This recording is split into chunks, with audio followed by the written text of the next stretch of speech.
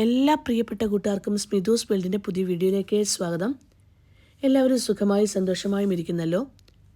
വെറും 1 കപ്പ് പച്ചരി കൊണ്ട് നമുക്ക് വളരെ ടേസ്റ്റി ആയിട്ടുള്ള ഒരു പായസം തയ്യാറാക്കിയെടുക്കാം. ഇങ്ങനെ ഈ ഒരു പായസം ട്രൈ ചെയ്തിട്ടില്ലാത്തവരാണെങ്കിൽ തീർച്ചയായും ട്രൈ ചെയ്യണം കേട്ടോ. വളരെ ടേസ്റ്റിയാണ്. ഞാൻ കുറച്ച് പച്ചരി എടുത്തിട്ടുണ്ട്, പക്ഷേ ഞാൻ 1 കപ്പ് പച്ചരിയുടെ അളവാണ് ഇവിടെ പറയുന്നത്. 1 കപ്പ് പച്ചരി 2 മണിക്കൂർ നേരം കഴുകി വൃത്തിയാക്കിയ ശേഷം 2 മണിക്കൂർ നേരം വെള്ളത്തിൽ കുതിർത്ത് വയ്ക്കണം. എന്നിട്ട് ഒരു സ്ട്രെയിനറിലേക്കിട്ട് ആ വെള്ളമൊക്കെ മാറ്റിയെടുക്കാം. പച്ചരി ഒന്ന് വെള്ളം തുറന്ന ശേഷം അടുപ്പത്തേക്കൊരു പാൻ വെച്ചു.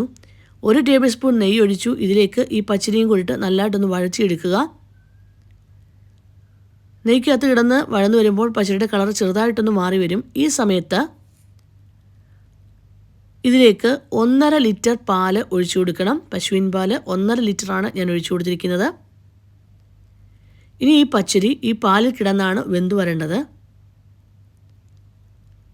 ഈ സമയം കൊണ്ട് അടുപ്പത്തേക്ക് ഞാൻ വേറൊരു പാൻ വെച്ചു.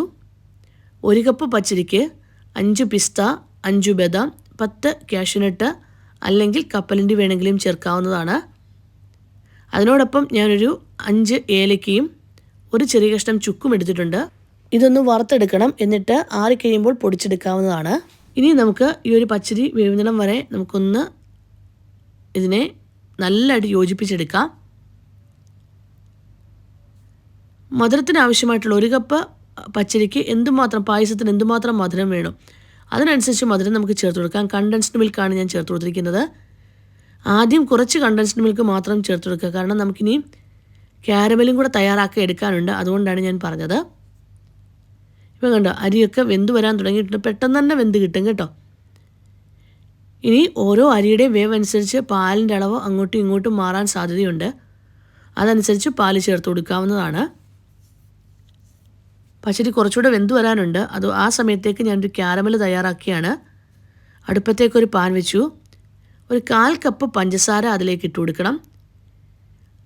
ആദ്യം നമ്മൾ ചൂടാക്കി എടുക്കുമ്പോൾ ഇങ്ങനെ ക്രിസ്റ്റൽ പോലൊക്കെ വരും, പക്ഷേ പിന്നെ തന്നെ അങ്ങ് ലയിച്ച് വന്നോളും. ഇപ്പം കണ്ടോ, ഈ ഒരു കളറാകുമ്പം തീ ഓഫ് ചെയ്യണേ.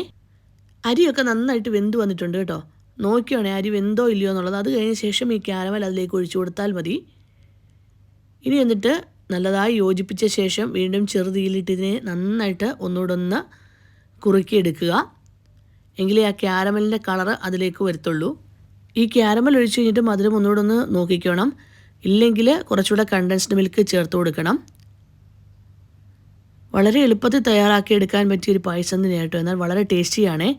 ഞാൻ ഈ സമയത്ത് നമ്മൾ നേരത്തെ വറുത്തെടുത്ത പിസ്തയും ബദാമും ഒക്കെ ഇല്ലയോ, അതിനകത്തുനിന്ന് ആ ഏലക്കയും അതുപോലെ തന്നെ ചുക്കും മാറ്റിയ ശേഷം ഞാനൊന്ന് പൊടിച്ചെടുത്തതാണ്. ഈ സമയത്ത് നോക്കിയാൽ തന്നെ അറിയാമല്ലോ, പായസം നല്ലതായിട്ട് കുറുകി വന്നിട്ടുണ്ട് കേട്ടോ. ഈ ഒരു സ്റ്റേജിൽ തീ ഓഫ് ചെയ്യണമെങ്കിൽ ആ കറക്റ്റ് പരുവത്തിൽ നമുക്ക് കിട്ടത്തുള്ളേ. ഇനി ഞാനിതിലേക്ക് ചേർത്ത് കൊടുക്കുന്നത് നെയ്ക്കകത്ത് വറുത്തെടുത്ത അണ്ടിപ്പരിപ്പും അതുപോലെ തന്നെ ഉണക്കമുന്തിരിയാണ്. അത് ആ നെയ്യോടുകൂടെ തന്നെ ചേർത്ത് കൊടുത്തിട്ടുണ്ട്.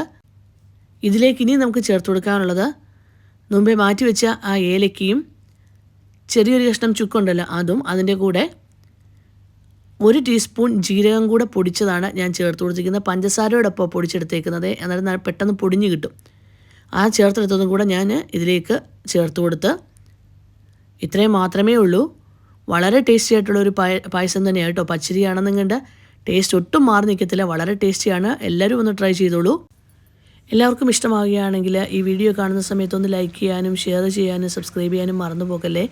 നിങ്ങളുടെ ഓരോ ലൈക്കുകളും എനിക്ക് വളരെ പ്രധാനപ്പെട്ടതാണ്. Thank you for watching.